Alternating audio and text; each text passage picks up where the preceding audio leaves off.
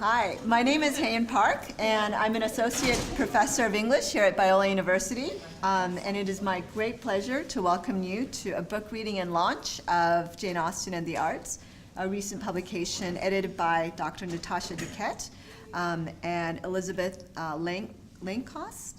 Jane Austen and the Arts examines Austen's understanding of the arts, her aesthetic philosophy, and her role as artist. And it explores her engagement with diverse art forms, including painting, drama, music, and poetry.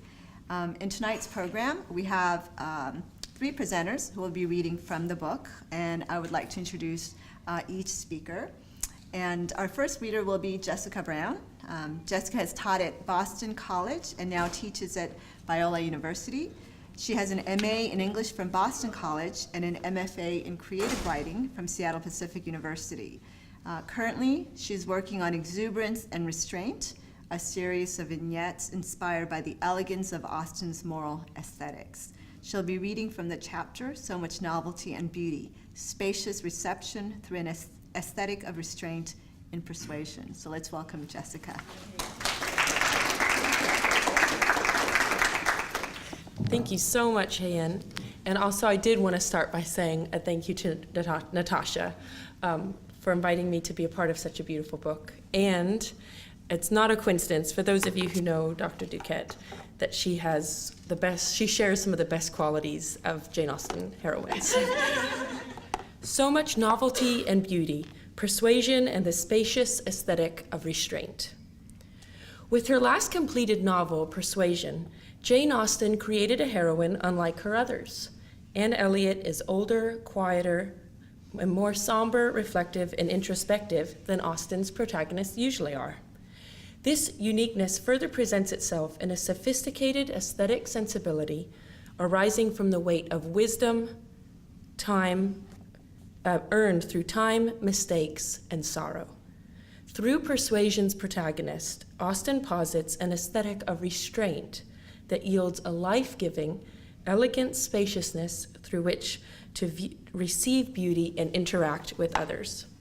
Austen imbues her protagonist with a sensibility that surpasses mere survival, for restraint yields an appreciation of beauty that transfigures a potentially distressing locale or memory into one of thankfulness and pleasure. In Anne, personal reserve and aesthetic restraint fuse so that the beauty achieved is both moral and aesthetic, and it's beautiful because it is both. This concept of both moral and aesthetic beauty has its place in 18th century theory.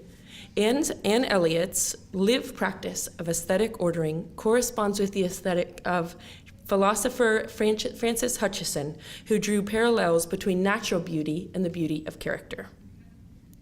There is another reason this restraint finds importance in the philosophical context of Austen's time. By the late 18th century, the evolution of aesthetic theories such as David Hume's had led to concern over how the central role of the percipient was drawing beauty into the realm of relativism. Through the character of Anne, Austen secures beauty as something beyond the personal, while resourcefully maintaining credibility for the role of each percipient.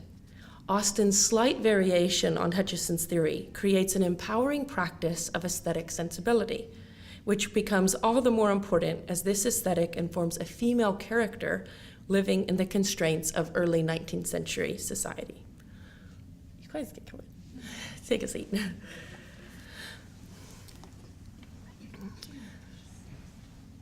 The aesthetic of restraint, as it functions throughout the novel, occurs when a character recognizes the extent of self and, in accordance with wisdom, limits the self's negative influence on others.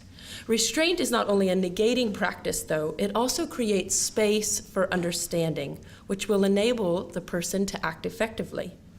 While this restraint benefits others, it also provides a marvelous spaciousness through which to enjoy beauty and be restored by it.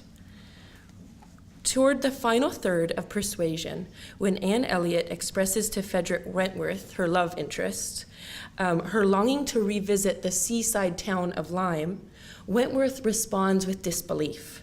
How could she desire to return to a place of such horror and distress where one of their mutual friends fell and almost died?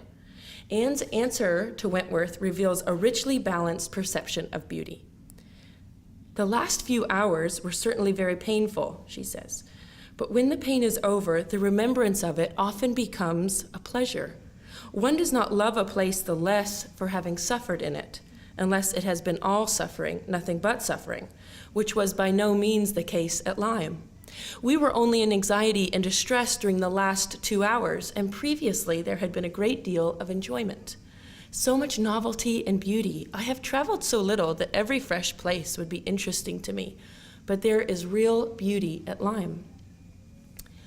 In Anne's answer, passion and reason coalesce into an interaction with beauty within which Anne names Lyme a place both of anxiety and distress, but through remembrance also recognizes it as a place of real beauty and pleasure.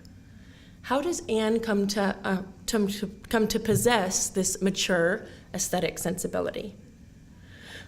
One source is her character, which Wentworth describes as perfection itself, maintaining the loveliest medium of fortitude and gentleness. The word medium, connoting form and proportion, proposes an aesthetic comprised of two seemingly contrasted forces, fortitude and gentleness, which balance and season each other in Anne. Restraint, then, is the consideration that checks the self in order to maintain that loveliest medium. Anne's fortitude is guided by her gentleness and her exertion by wisdom. For an example of this, Anne's friendship with Captain Benwick is perhaps the most poignant example of exertion with wisdom, and illustrates how graciously restraint can help someone else. First, the engaging mildness of Anne's countenance secures her a conversation with a captain who's grieving the death of his fiancée.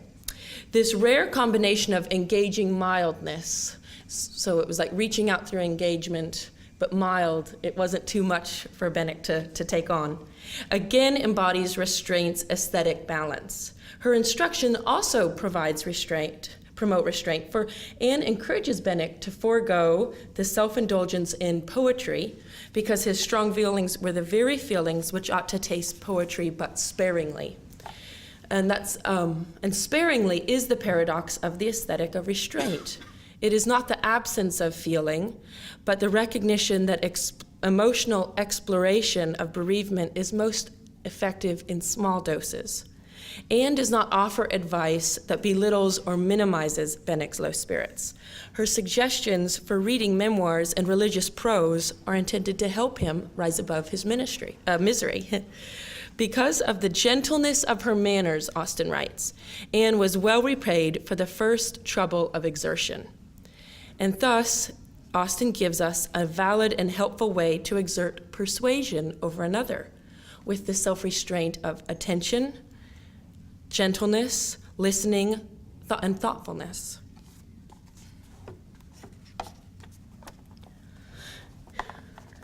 In Persuasion, the description of the seaside town Lyme receives loving finesse, progressing from a pleasant little bay to the very beautiful lines of cliffs stretching out to the extensive sweeps further beyond.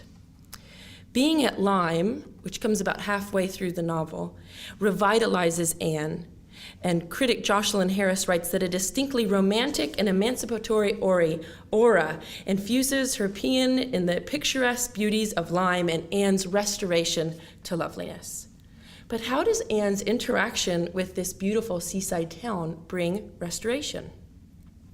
Austen's descriptions ultimately move toward an idea, toward a specific fruit of contemplation that the act of beholding engendered. The locales at Lyme, quote, declare that many a generation must have passed away since the first partial falling of the cliff prepared the ground. While the cliffs and chasms might declare such meaning, it can only be translated by a beholder who understands. Indeed, throughout these landscape descriptions are remarks on the act of appreciating with reflection. A stranger first seeing Lyme should wish to know it better. The bay and cliffs provide the happiest spot for unwearied contemplation. And Austen concludes that these places must be visited and visited again to make the worth of Lyme understood. Austen prioritizes understanding, and this comes with time, continual visits, and attention, all of which require sacrifice and an act of restraint as it exists in the novel, an aesthetic that restrains the self in order to behold, appreciate, and interact with what is beyond. Because of Anne's mature aesthetic system, she can indeed practice this restraint and thus deeply receive and delight in the beauty of Lyme. Such reception is so deep that it manifests with physical change. When a young man in Lyme looks at her with earnest admiration, it is because she is looking remarkably well. As Elizabeth Lenkos claims in her essay for this book, at Lyme, Anne comes into her own. She has the possibility to show off her recently recovered beauty and her long-honed strength. Anne's willingness to recede in order to receive, to step back in order to behold, yields life, the very current of vitality that restores her. The sorrow that marked Anne at the beginning and that has gradually moved over for glad interaction with others finds its full release not in the closure of the love story, but when Anne comes to Lyme and experiences all its novelty and beauty for herself. In the first section of An Inquiry into the Original of Our Ideas of Beauty and Virtue, Frances Hutcheson examines aesthetic perception and the intuitive sense, an inner sense, that allows one to perceive beauty in a way that our 5 external senses cannot. And part of what makes an Austen heroine is what Hutcheson calls fine genius and taste, a sensitivity for beauty that separates her from many of the other characters. Anne's Eliot inner sense that relishes in the beauty of Lyme and that is revealed in her conversations with Benwick and her response to Wentworth all reveal her inner world of responsive appreciation. And Austen's use of this special sense of beauty responds to a larger quandary of aesthetic perception. Jeremy Stolnitz explains that as the role of percipient grew in the 18th century, in theories of aesthetics, there were increasingly greater discouragements over the possibility of finding any formula of objective beauty, resulting in skepticism. Austen interacts with this skepticism, for Anne's answer to Wentworth carries a complex statement balancing felt response with an acknowledgement of objective beauty. She says about Lyme to Wentworth, "So much novelty and beauty. I have traveled so little that every fresh place would be interesting to me, but there is real beauty at Lyme." Subtle moves of aesthetic perception happen here. Anne starts with a disclaimer, positing her unique history as a percipient within which her inexperience would cause her to behold most new places as interesting. But then she calls upon the idea of real beauty as a truth that goes beyond her individual adequacies for perceiving beauty, and in doing so submits a standard of objective beauty as Hutcheson does. But in Anne's response, a third move happens. Austen makes evident how Anne's inner sense of beauty is one that has achieved or is successful because there's a balance between felt response and the ability to use reason in order to find pleasure. This final move shows Austen's variation from Hutcheson. What Hutcheson identifies as an added or potential pleasure, Austen makes integral. Hutcheson writes that as the intellect offers a distinct rational pleasure from prospects of advantage or from the increase of knowledge. As Carolyn Korsmeyer writes, a major contention of this inner sense of beauty is that it's a total aesthetic experience, immediate sensory action, having nothing to do with deliberation or other cognitive abilities. But Austen's narrator begins and ends her loving description of Lyme with statements that depend upon knowledge. Understanding is not merely a rational pleasure of an increase of knowledge, but rather the way in which to experience Lyme's real beauty. The internal sense of beauty is indeed a primary responder to the horizon and the cliffs, and it provides the motive in which to know these locales better. but knowing it better is interwoven into the most profound, fully realized aesthetic perception. Furthermore, this knowledge demands something of the percipient, for to know anything better requires the time, effort, and humility of sustained attention. Restraint figures as that sacrifice, a recess within the self that occurs as one chooses to perceive beauty as fully as one can. In relying on the idea of real beauty, as well as the internal sense to perceive it, and in creating a group of characters within which the faculty of perception is most acute in her protagonist, Austen provides a subtle answer to the philosophical problem that feared dilution from relativism. The role of perception, and hence the percipient, is central. However, the internal sense of beauty is not able to fully perceive beauty on its own. According to the actual proportion and limits the percipient practices, she needs to find a balance between her role as someone who feels and her role as someone who thinks, between sensibility and sense. Thus, perception of beauty achieves an elegance of exchange. The perceiver can become the receiver, the percipient the recipient. The ability to stand back and receive is essential, and the success of the central role of aesthetic perception relies on the great virtue of humility. Restraint becomes everything. Hutcheson claims that the reflection can repair a biased, damaged inner sense of beauty in order to apprehend external objects with greater sensitivity. Our association of ideas with objects, he writes, may make us fearful, but we find that most of those objects which excite horror at first, when experience or reason has removed the fear, may become the occasions of pleasure.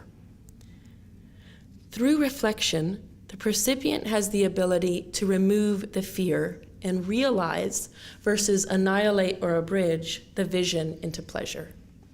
Again, restraint is expansive. The self-discipline necessary for reflection renounces both fearful and shallow responses in order to allow for intense moments of living. These ideas, and this will bring it all to a close, these ideas come to emerge with narrative clarity at Lyme. Lyme offers scary features as one walks upon the cob, which is a narrow kind of stone walkway, about 10 feet high or more. To the east are craggy cliffs, and to the south is the overwhelming expanse of the sea. The cob itself, narrow, high, slanted, and uneven, the stones are uneven, is potentially frightening. These features, as Austen writes, entice the viewer to contemplation, which, following Hutcheson, integrates the spatial drama into an experience of pleasure. But Lyme is also the locale of the genuine horror of Louisa's, their mutual friends, near-fatal accident. And it is through this that Austen provides a deeper quality of restraint, a metavision for the mind's ability to transfigure a place of suffering in order to salvage potential pleasure. Indeed, Anne's response to Wentworth in Bath shows how her reason has removed the fear. What Hutcheson describes as an additional measure, though, Austen identifies as essential to Anne's ability to enjoy a place that fear and sadness could have stolen from her. Anne refuses to relinquish the glory of Lyme and instead makes it her own. This ability to contemplate something external in order to make it truly one's own, as Anne also does when she turns to quiet meditation after her reconciliation with Wentworth, procures a more viable system of perceiving and thus receiving the revitalizing riches of beauty. It is more viable because it depends less on external factors, which is a particularly important revision to Hutcheson's theory, as it is enacted by a female writer for a female character. With the practiced aesthetic of restraint through reason and reflection, beauty can become an attainable and reliable restorative for pain, loneliness, and life's vicissitudes. Thank you.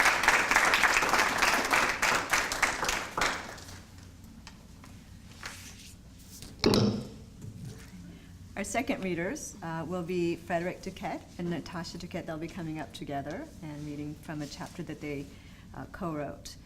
Frederick is pursuing a Master's of Theology at Talbot Seminary and has a BA in Philosophy, as well as a Bachelor of Education from University of Ottawa.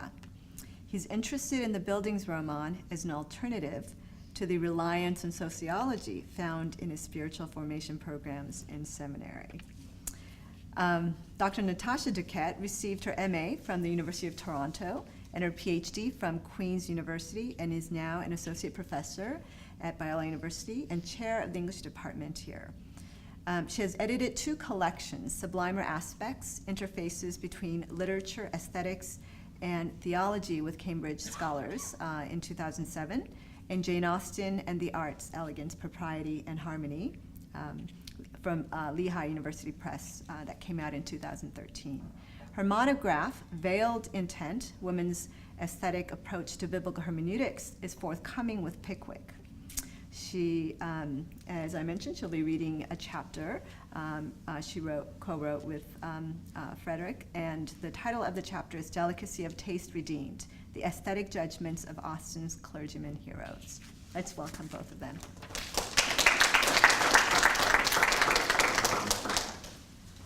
Okay, the full title is Delicacy of Taste Redeemed, The Aesthetic Judgment and Spiritual Formation of Austen's Clergyman Heroes. It's all right. It's because Fred was talking about what he's learning about spiritual formation in his seminary courses, and I said, well, that sounds like character development in a novel, and then that's how we start talking about this.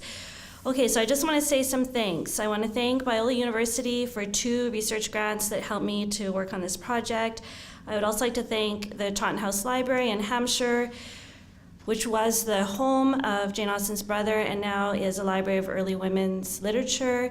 And I'd like to thank the Biola Center for Christian Thought because I had a fellowship with them for a semester when I first got the news that this book was accepted. So I was sitting in the CCT when I got the email. So at Biola, specific people have encouraged me along the way, colleagues. And so I do want to thank Kristen Irwin.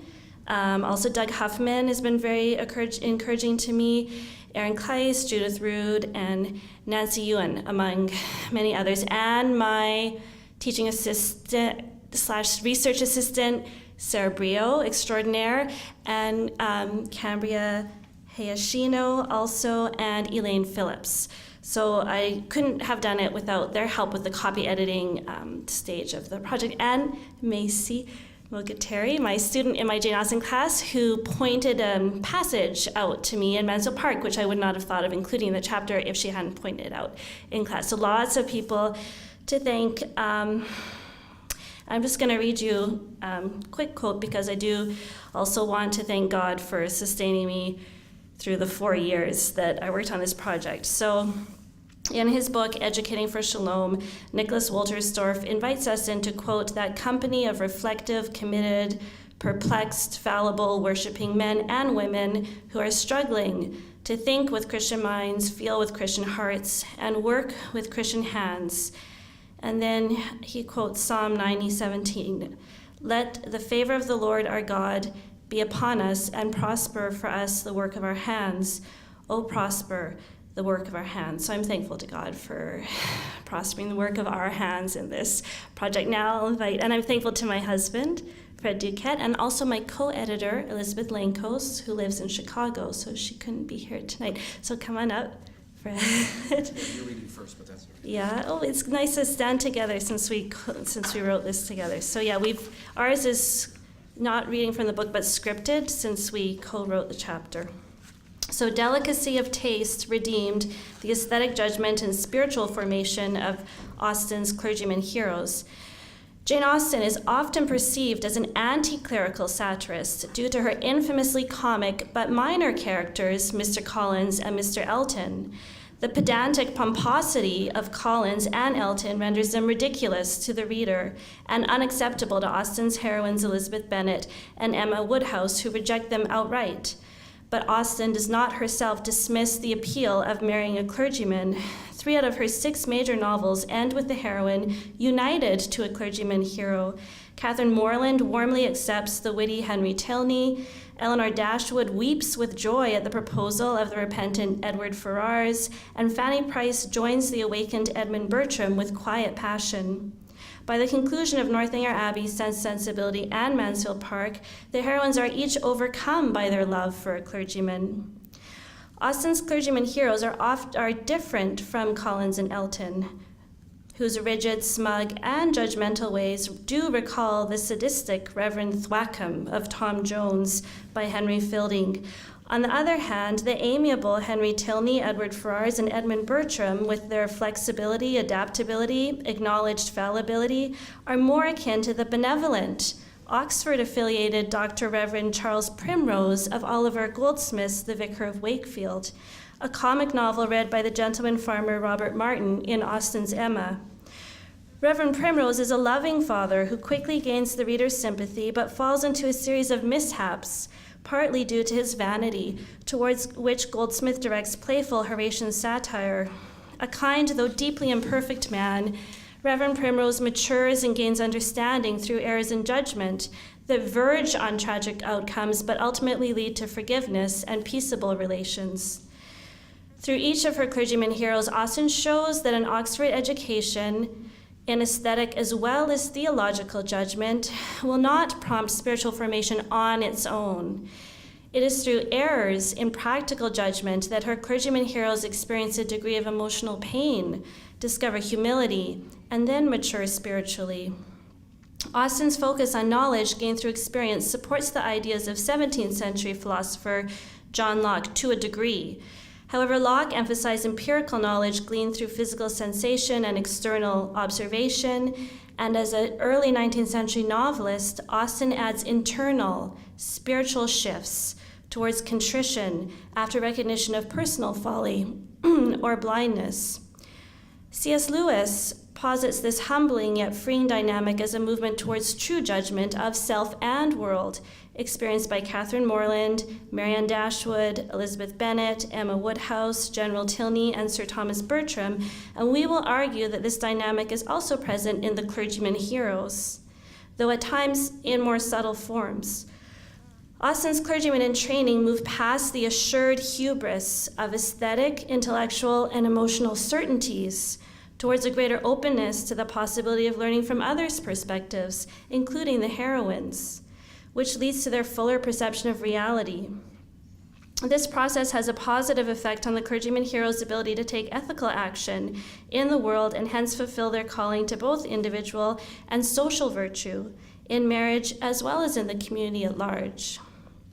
Recent books with titles such as Jane Austen and Religion, Miniatures and Morals, the Christian novels of Jane Austen, and most recently Jane Austen's Anglicanism, evidence a growing interest in reading Austen's novels within their theological context.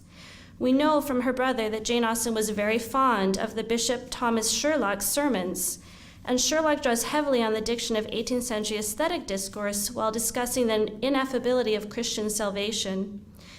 In his discourses preached at the Temple Church, published in 1756, Sherlock writes, quote, "Consider the essential difference between good and evil, the natural beauty of the one and the natural deformity of the other. Compare with them the essential holiness of the deity. There may be wisdom and holiness in salvation, but not human wisdom, nor holiness that human reason can discern." As a theologian, Sherlock depicts the grace extended through Christ's death not as beautiful and limited and finite, but as sublime and infinite, even terrifying. In his philosophical inquiry into the origin of our ideas of the sublime and beautiful, philosopher Edmund Burke defined the sublime in terms of power, wisdom, and justice, but also difficulty, terror, and obscurity. You could hear that a bit. You could hear some overlap with Jessica's description of lime, as opposed to the smallness and clarity of the beautiful. And at approximately the same historical point that Burke was writing, near the middle of the 18th century, Bishop Sherlock applied this language of sublimity to Christ's crucifixion.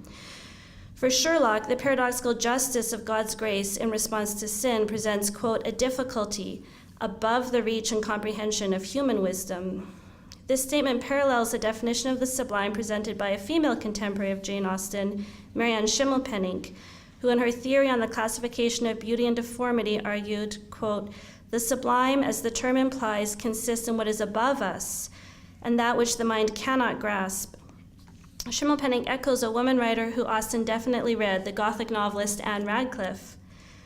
Radcliffe's novel Romance of the Forest contains a clergyman, La Luc, who teaches the heroine Adeline, quote, "the rudiments of astronomy in order to point her, quote, towards the great first cause whose nature soars beyond the grasp of human comprehension." In his biographical notice of Austen, her brother Henry claims that she sought edification in the prose of Samuel Johnson and the verse of William Cowper. Johnson's definition of the sublime as exalted, aloft, aligns smoothly with Sherlock's. Schimmelpenninck's and Radcliffe's definition of sublimity is that which is above or beyond the reach of unaided human reason. William Cowper's hymn, Light Shining Out of Darkness, makes a similar point in its opening lines. God moves in a mysterious way his wonders to perform. And in its concluding stanza, blind unbelief is sure to err and scan his work in vain. God is his own interpreter, and he will make it plain.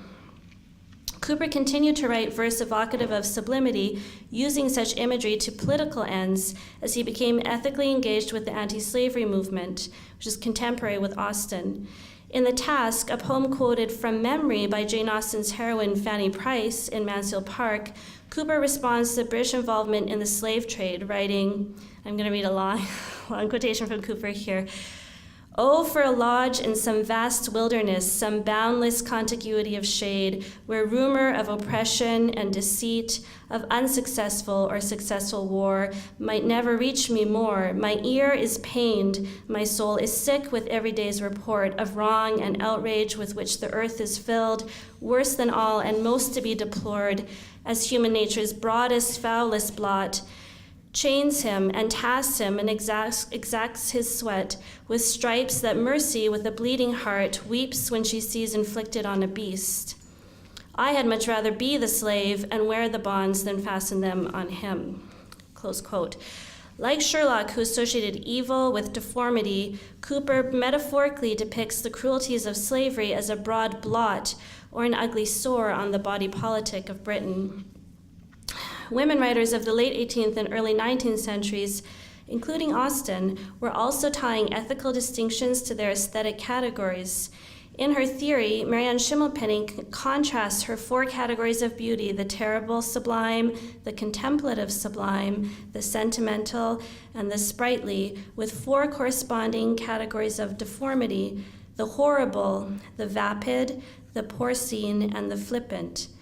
This distinction between beauty and deformity, which is for her, like Sherlock, a distinction between good and evil, is both aesthetic and moral, is also key for Jane Austen's moral and aesthetic satire of her deformed characters, such as the horrible Lady Catherine de Bourgh, the vapid Mr. Collins, the porcine Lady Bertram, or the flippant Robert Ferrars. Though she does not satirize her clergyman heroes, Henry Tilney, Edward Ferrars, and Edmund Bertrand as mercilessly as she does Mr. Collins, she does depict them as fallible human beings in need of significant growth and character development. Northanger Abbey presents Henry Tilney, a practicing young clergyman and well-read aficionado of the picturesque and the Gothic, achieving insight into life via avenues outside of his formal university training, that is, through his relationship with Catherine Morland. Henry Tilney appears initially as a charming wit, doubtlessly honed by his formal education, and he intrigues Catherine Morland. But his philosophical disposition verges on arrogance, and in the case of his brother's unethical intentions towards Catherine's friend, Isabella Thorpe, transforms into regrettable justification. As events unfold, Henry's character is formed through his interactions with others towards the virtues of modesty and humility. How does Austen consider this impact, and how are we as readers to understand it? The developing relationship between Catherine Morland and Henry Tilney acts as a catalyst for character formation. The Apostle Paul nominates love as the greatest of spiritual gifts. Henry and Catherine possess youthful, infatuated passion, but we truly see the fruit of love when such passion is girt with accountability, integrity, and discernment. Henry tells his amour, Catherine, to remember that we are English, that we are Christians. The statement contrasts with Henry's regrettable defense of his brother, a cad whose disingenuous attentions to a willing Isabel Thorpe leads to the humiliation of Catherine's brother, James, to whom Isabella is engaged. Henry appears oblivious to his brother's character flaws to the point of vindicating them. In a conversation with Catherine, he states of Frederick and Isabella, "Their hearts are open to each other, as neither heart can be to you. They know exactly what is required and what can be borne, and you may be certain that one will never tease the other beyond what is known to be pleasant." Is an aesthetically pleasing style always indicative of sound character? As Austen warns her readers, this is not always the case. In his chapter, Real Men Read Jane Austen, Peter Leithart argues that a quote, central tenet of Austen's writing, close quote, is the belief that, quote, how someone speaks manifests the quality of his mind and character as much or even more than what he says. For Leithart, the medium is the message, so to speak. However, contrary to Leithart's generalization, with Henry Tilney we see an eloquent man, well-spoken and sensible, an Oxford-trained clergyman attuned to the picturesque charms of creation, yet revealing a striking moral blindness. A change of style exposes a flaw. Note Henry's soothingly lyrical tone in his assurance that Frederick and Isabella will never tease each other beyond what is known to be pleasant. Yet he quickly falters into low imagery and farce as he dismisses the risk of their flirting. And what will then be of their acquaintance? The mess room will drink to Isabel Thorpe for a fortnight, and she will laugh with your brother over poor Tilney's passion for a month.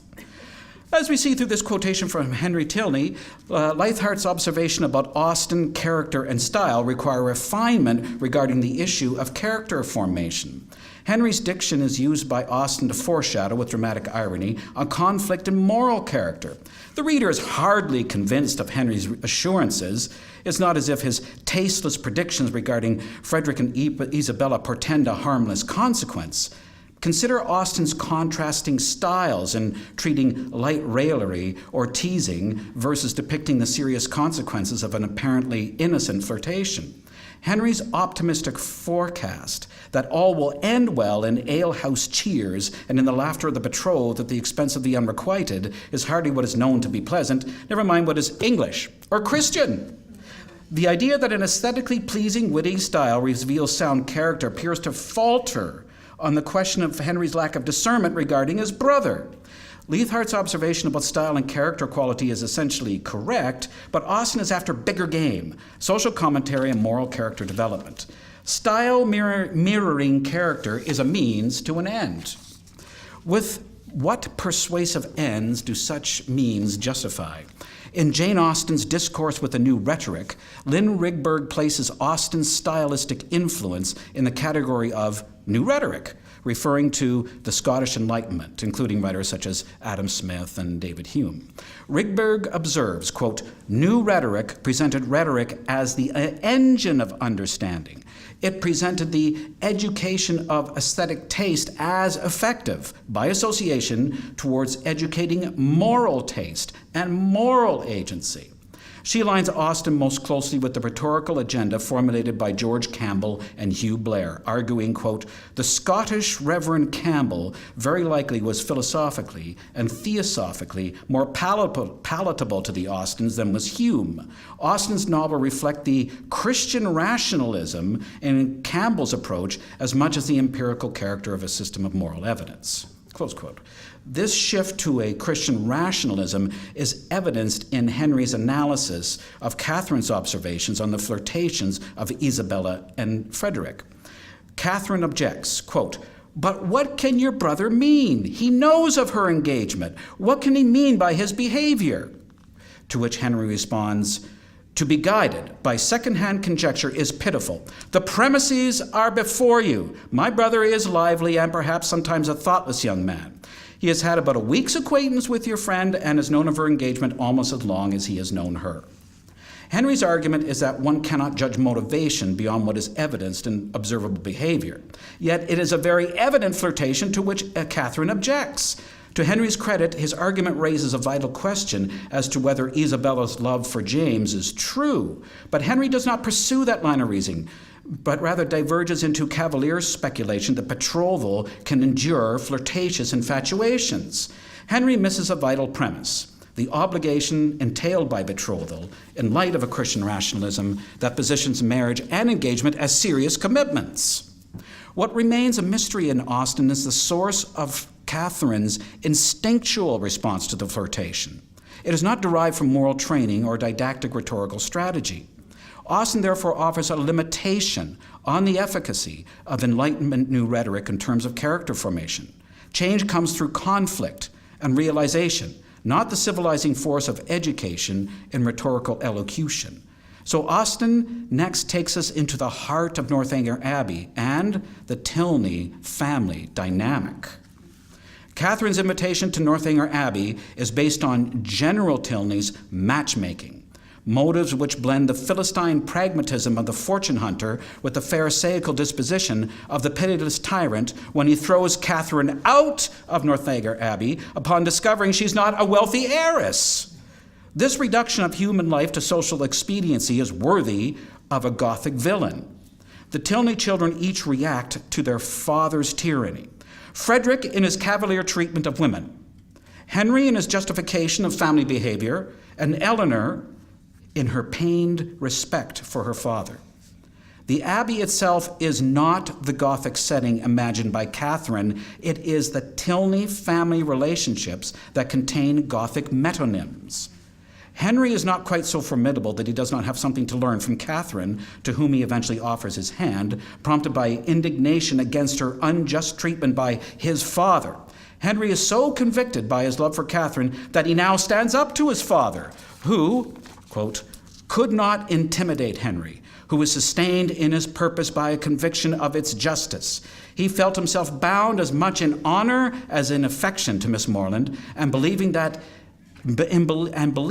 heart to be his own, which he had been directed to gain, no unworthy retraction of a tacit consent, no reversing decree of unjustifiable anger could shake his fidelity or influence the resolutions it prompted. The general was furious in his anger, and they parted in dreadful disagreement.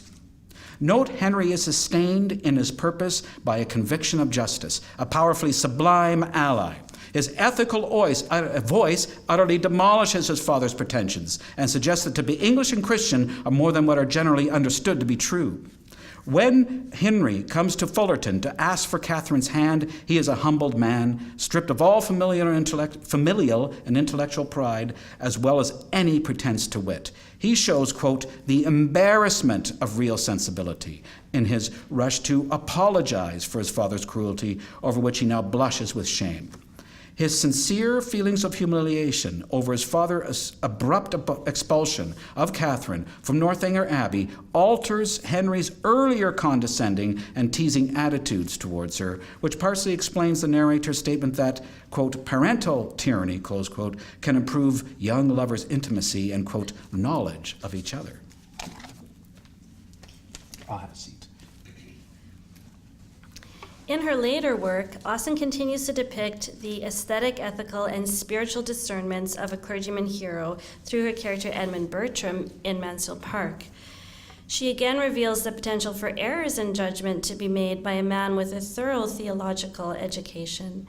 Before he leaves home, Edmund Bertram shows innate pastoral gifts of compassion and teaching, comforting the sorrowful Fanny Price by taking her for walks outdoors, providing her with paper and writing materials, and recommending books for her to read, as well as, quote, giving her advice, consolation, and encouragement. When Edmund returns from theological training at Oxford, however, he falls from the pedestal upon which Fanny has placed him, largely due to his physical attraction to her rival, the ambitious and anti-clerical sophisticated Mary Crawford. Austen deploys the language of aesthetics to compare and contrast Edmund's attraction to the sprightly Mary Crawford with his relationship to the contemplative Fanny Price. As we've seen, Austen's contemporary, Mary Ann Schimmelpenninck, divided aesthetic experience into 4 categories: the terrible, the contemplative, the sentimental, and the sprightly. Erin Smith, in her chapter for our volume, suggested Elizabeth Bennet of Pride and Prejudice fits neatly into Schimmelpenninck's category of the sprightly, which, quote, stimulates and amuses with its unwearied vivacity, liveliness, cleverness, and playfulness. But we would argue Mary Crawford also fits this category of the sprightly, complicating it for Austen. Mary exhibits what Uvedell Price refers to as the coquetry of the picturesque. Schimmelpenninck's sprightly, which closely parallels the picturesque, is pretty, which is how Mary appears through Edmund Bertram's gaze. The narrator notes, quote, a young woman, pretty, lively, with a harp as elegant as herself, and both placed near a window, cut down to the ground and opening out on a little lawn, surrounded by shrubs in the rich foliage of summer, was enough to catch any man's heart. Mary's also caught Edmund's eye. She appeals to his taste as a compelling, sprightly, picturesque object, a living portrait framed by a window with the carefully tended landscape of Mansfield Parsonage acting as background. In her book, Bloom, the botanical vernacular in the English novel, Amy King associates Fanny Price's improved looks with a discourse of landscape improvement that runs throughout Mansfield Park, arguing, quote, critical thinking about Austen traditionally has not considered the picturesque as a property of the body, but rather as a literal description of place. Moreover, the subjectivities of Austen's characters have discouraged claims that would position them within descriptive categories used for insentient landscapes. It's interesting with Anne Elliot's improvement as well, that in terms of the word improvement so often being applied to landscape or gardens at the time. However, King does not examine Edmund's problematic gazing at Mary's physique through the lens of the picturesque, nor does she acknowledge how Austen's contemporary Mary Ann Schimmelpenninck was pairing aesthetic categories with what she termed corresponding moral and mental qualities in quite complex and fascinating ways. Austen's structure in Mansfield Park invites readers to compare the window that frames Mary Crawford to another window out of which Edmund and Fanny together gaze side by side at the immensity of God's creation.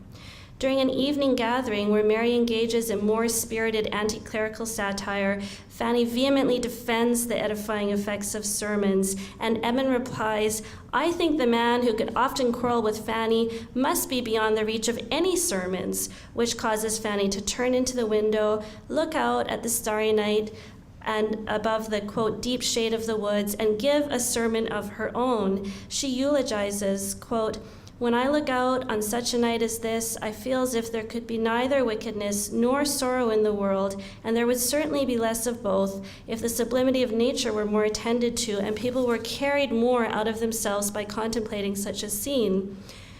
Fanny's contrast between the delightfully soothing, quote, deep shade of the forest and the pain of sorrow-inducing wickedness recalls William Cooper's contrast in The Task between the vast wilderness of shade for which he longs and the injustice of slavery which he deplores. Fanny quotes Cooper's poetry by heart twice in Mansfield Park, and here Austen encourages us to see her as following Cooper's example, juxtaposing aesthetic wonder inspired by what she terms the sublimity of nature with ethical abhorrence of injustice in the world. In her small sermon on general revelation, Fanny also echoes the ideas of Thomas Sherlock. Sherlock argued that men and women, quote, need but open their eyes and look around them and see the wonderful and stupendous works of nature which lead directly to knowledge of God. As Russell Perkin notes in his chapter for our volume, Fanny's speech, quote, resonates with the language of Anglican spirituality. Perkins reads this passage as picturesque, but it's really closer to what Schimmelpenninck labels the contemplative sublime, a category in between the terrible sublime and the sprightly. For Schimmelpenninck, the contemplative sublime is characterized by a dauntless serenity and a noble constancy, qualities akin to Fanny Price's own steady repose and quiet strength in Mansfield Park. Drawing on Robert Lowe's lectures on the sacred poetry of the Hebrews, Schimmelpenninck finds the contemplative sublime in the poetry of the Psalms, and ultimately, through Fanny Price's remarks on the sublimity of a starry night, Austen alludes to Psalm 19:1. The heavens declare the glory of God, and the firmament showeth his handiwork. After Fanny's heartfelt sermon, Edmund responds, I like to hear your enthusiasm, Fanny. It is a lovely night, and they are to be pitied who have not been taught to feel in some degree as you do, who have not at least been given a taste for nature in early life. They lose a great deal. Edmund's response somehow disappoints the reader. It feels like he hasn't fully heard Fanny when he says, yeah, it is a lovely, lovely night. It diminishes what she was trying to say. And his use of the word enthusiasm, when he says, I like to hear your enthusiasm, carries potentially derogatory aesthetic, theological, and political connotations at this time that diminish the power of Fanny's reflections. Though he next points out the constellation Arcturus to her, and they share a moment of contemplative communion, Edmund is abruptly torn from her side to dance a sprightly glee with Mary Crawford. As Colin Yeager notes, Edmund Bertram directly contradicts Fanny's claim for the superiority of natural sublimity over human art when he, quote, chooses music over moonlight. Mary does not share Edmund and Fanny's taste for the sublimity of nature. She's among those who Edmund claims are to be pitied because they've not acquired a taste for nature as children. Deploying Humean aesthetic vocabulary anew, Austen's narrator notes of Mary Crawford, quote, she had none of Fanny's delicacy of taste, of mind, of feeling. She saw nature, inanimate nature, with little observation. Her attention was all for men and women, her talents for the light and the lively. Here Austen uses Hume's phrase, delicacy of taste, without the ironic inflection it carries in Sense and Sensibility. Instead of satirizing the idea, she uses it to connote Fanny's sensitivity, even sensibility. Later in the narrative, when Fanny expresses her sincere wonder at the growth and beauty of the Mansfield Park shrubbery and the wonderful, incomprehensible workings of perception, Mary remains, quote, untouched and inattentive. Edmund's attraction to Mary Crawford leads to his own loss of moral and aesthetic judgment, which is evidenced in his neglect of Fanny and his willing participation in the troublesome play Lover's Vows. Fanny objects to the staging of this play in her uncle's home, stating everything of higher consequence was against it. When Edmund gives in and joins the theatricals, Austen's narrator suggests that Fanny has surpassed her teacher, noting, quote, Edmund had descended from that moral elevation which he had maintained before.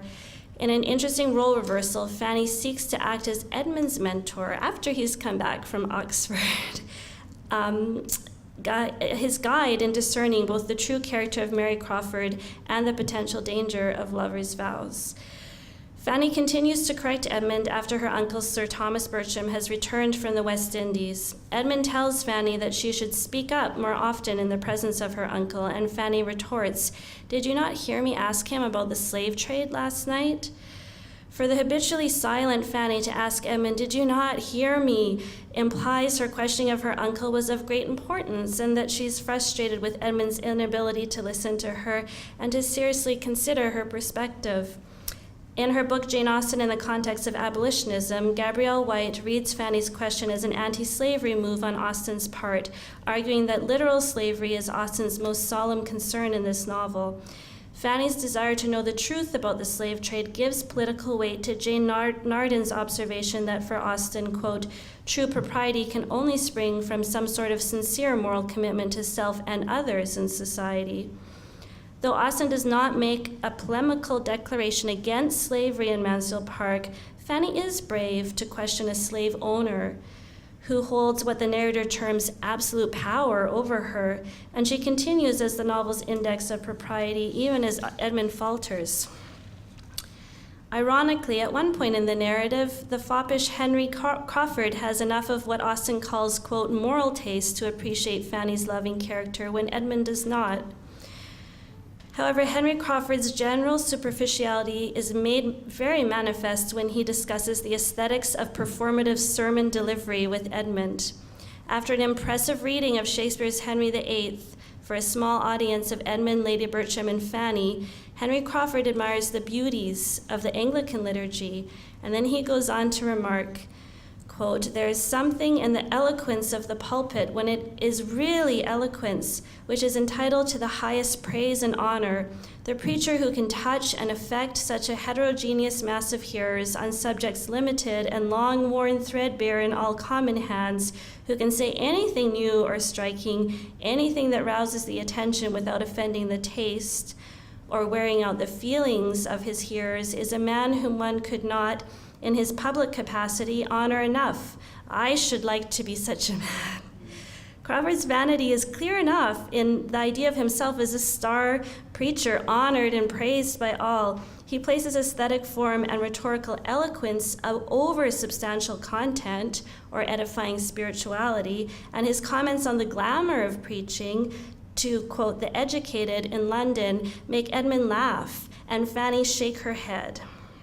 Eventually, Edmund Bertram reaches a turning point, observes the Crawfords' faults of principle, both Mary Crawford and Henry Crawford, and decides to marry a woman of moral strength and contemplative spirituality with whom he has shared aesthetic delight in natural settings since his pre-Oxford days, Fanny Price. Austen's depiction of Fanny as a wise individual concerned with lessening the wickedness in the world through the exercise of her own taste in attending to the sublimity of nature suggests that spiritual formation often occurs through observation of one's everyday surroundings. Austen advocates the recognition of sublimity in humble environments, which is again in line with the sermons of Thomas Sherlock. Sherlock, like Austen, found reason for sublime incarnational wonder in the common and the everyday, and he claimed this as a Christian model of sublimity. Austen prompts questions throughout Mansfield Park. Is Edmund too caught up in the worldly wisdom of Oxford to appreciate the humble, everyday, servant-hearted Fanny? Does he need to relearn how to perceive wisdom and sublimity in the everyday surroundings of Mansfield Park and in his common cousin, after being distracted by the splendid, witty, sparkling discourse of Oxford and the equally enthralling, sharp, satirical wit of Mary Crawford? Jane Austen does admit the possibility of character development arising from formal study.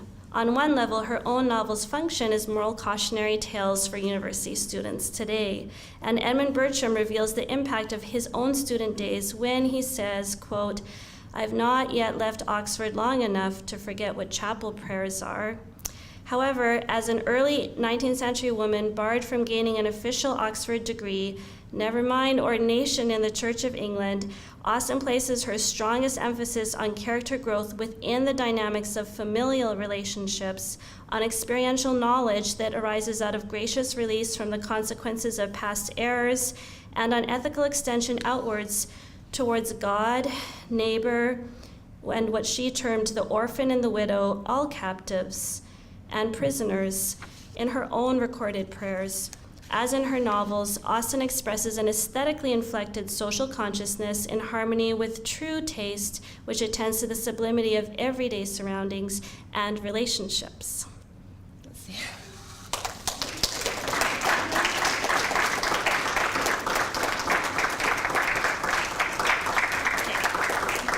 That was nice to end on that word relationship, because Jessica is my friend and Fred is my husband, and we're all in the book together. So do you have questions for Jessica or Fred? Or I? Have any questions?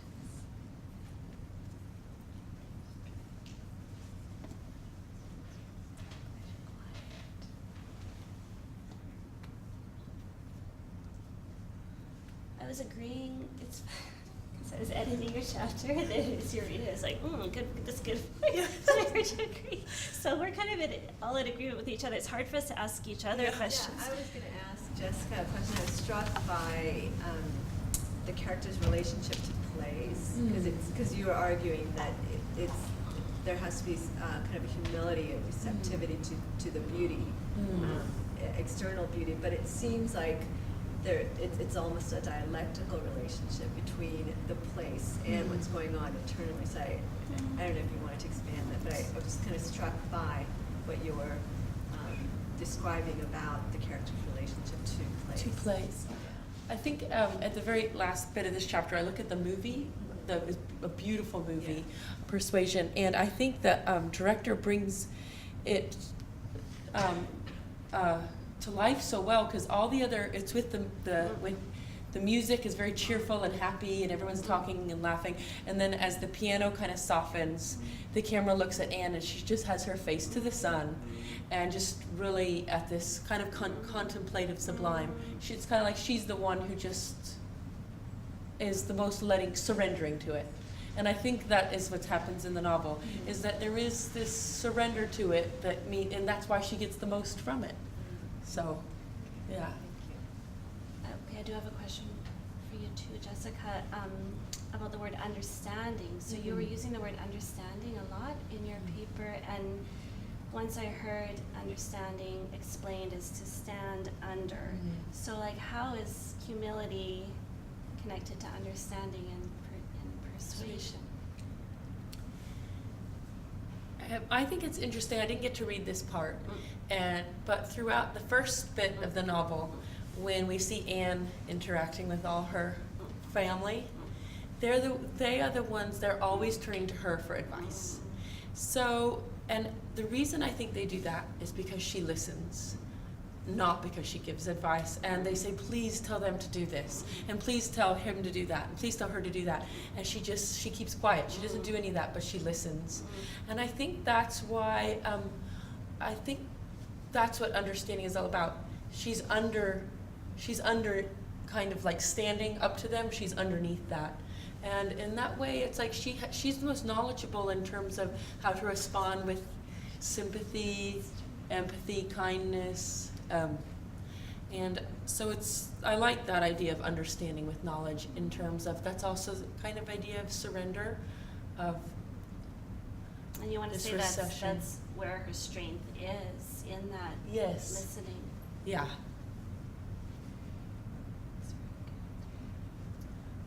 Also, go ahead.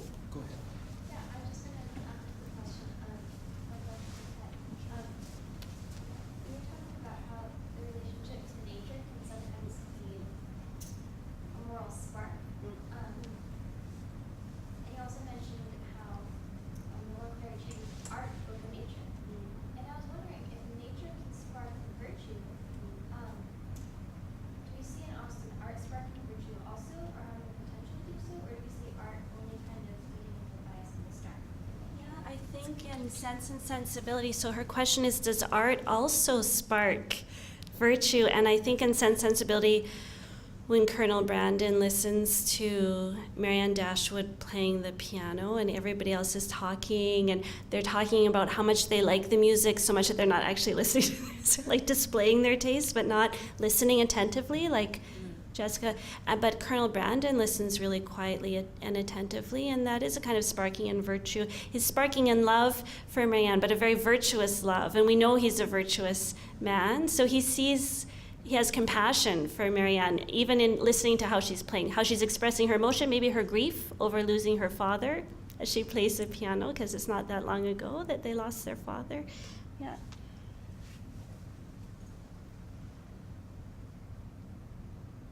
That's a good question. There's a whole chapter in the book written by the chair of music department at Vassar. So we have a whole chapter about music in Austen, the Austen songbooks, which are notebooks where she hand transcribed music. So the woman who wrote that chapter went and studied those songbooks and then wrote that chapter. Yeah. Yeah, she studied them. Yes.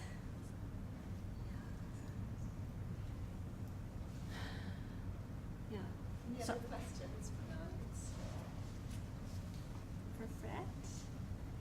I just wanted to comment that my time doing spiritual formation for the Talbot program, which is prerequisite, aided in some of the insights that we developed for our chapter into Northanger Abbey. Like the idea that your relationship to your parents can affect your relationship to God later on. It's not necessarily the case, but it can have an effect. And you see that picked up a little bit by Austen saying, well, General Tilney's tyranny led to, one is into denial and another is treating women in a particular way. So that does play out, and I think that is related to these family dynamics. And I learned that in spiritual formation.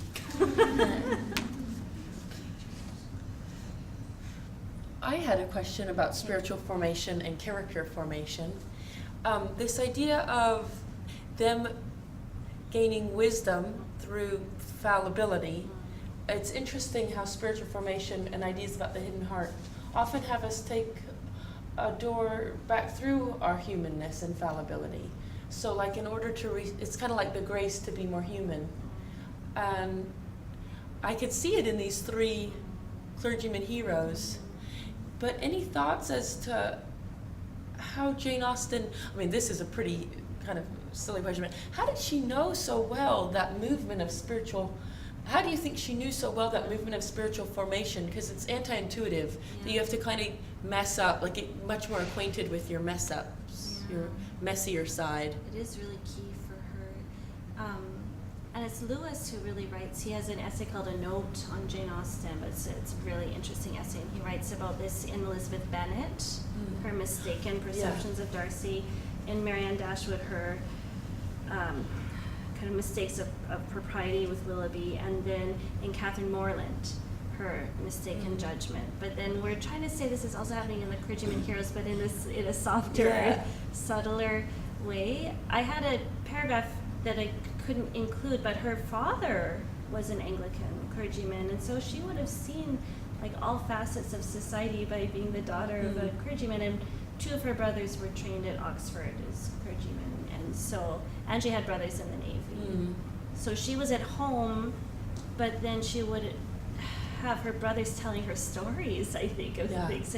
And she would have seen her father's church that he was serving in, and all kinds of, I think the clergymen see all kinds of things. Exactly. And her dad would have seen all kinds of things, and probably, I mean, he would have had to keep confidence, but I imagine Austen herself being a very observant person in that world. Well, it's as if conflict derives from our fallibility, but then it's through conflict that we resolve it too. So it's like kind of, you were talking about understanding. Well, maybe she understood and saw, perhaps objectively. Maybe understanding or standing under gives you a kind of an objectivity, and you only get there through conflict and recognition of your fallibility. So in our literary theory class, we just finished reading Aristotle, and he talks about the importance of recognition. And I was wondering if, and then the recognition becomes an important moment of transformation too. And Alistair McIntyre in After Virtue talks about Austen as an Aristotelian. Lots of people. There's a woman named Sarah Emsley. She has a book called Jane Austen's Philosophy of the Virtues, and she's recently been arguing that Mansfield Park is essentially an Aristotelian tragedy with just like a bit of a happy ending at the end. It's basically, it's tragic for that was the whole thing. Was she aware of Aristotle? Yeah, so she would have been. Yes, Because it seems like all of your presentations sort of touched on. And in Emma, she even uses the phrase error in judgment, because and she's playing on Aristotle's idea of a tragic error in judgment, but it's all these comic errors, and there's always like grace, and because you learn from your error in judgment. I don't know if you want to talk about Anne. Lewis says that Fanny and Anne never go through this hubris, error in judgment, catastrophe from which they learn, because they're virtuous from the beginning, and for that reason C.S. Lewis doesn't like Anne Elliot and Fanny Price, because they don't have this dynamic change. With Anne Elliot, we see her in the wake of having had mess up, because Persuasion is the story of a second. It's her second chance. 8 years before, she said no because she was persuaded by someone who had incorrect value or valued money and prestige. Yeah. So I think she is, I mean, then we see her wanting to, reconcile and have with the man that she said no to before, but who knows how it's going to work out. So it's almost the whole book is the tension. Will my past mistake affect the rest of my life? But her mistake was not made out of hubris, Anne Elliot, but out of not having enough of a sense of self. And maybe Fanny has to. Yeah, both. Yeah, I agree with who's the critic who says Fanny's one of the strongest, and I think Anne Elliot is too, because they have to learn a sense of self. Okay.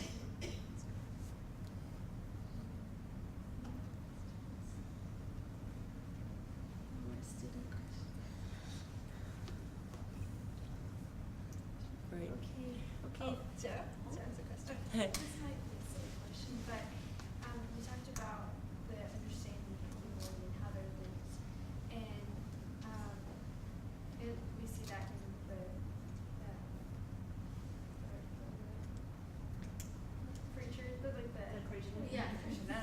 We see that in their journeys and how we make mistakes, right? But is there anywhere in Austen where those two things, understanding and humility, aren't linked? That's a good question. I don't know. Depends on how you define understanding. Do you want to answer? I have an idea. Go ahead. So, are there places where understanding doesn't come with humility? For some reason, I thought of Lady Catherine de Bourgh because she understands her world, but she's not standing under in that classical sense of understanding. She's like standing over everyone with her knowledge, but she certainly understands her social world and how to work it. So- But it doesn't, with Elizabeth and Darcy, it doesn't bear fruit for her in the end. Yeah. In a way, Mr. Bennet seems to have understanding and definitely a kinship with Lizzie. But I think we also see how limited it is. There seems to be, he's got a bit of pride and some ways that keeps him from seeing what danger Lydia is in. So I think that would probably be a good example where you've got a certain amount of kinship of understanding, but without the humility, it's almost like he can't look after his daughters. Yeah. That's a good question. In the Austen course, we often talk about the difference between knowledge, understanding, and wisdom, and how those are all like three different things for Austen. Yeah. Proverbs talks about those three distinctions too in an interesting way. So yeah. Is there any other question from the audience? No? Great. No, let's give them a Thank you for coming.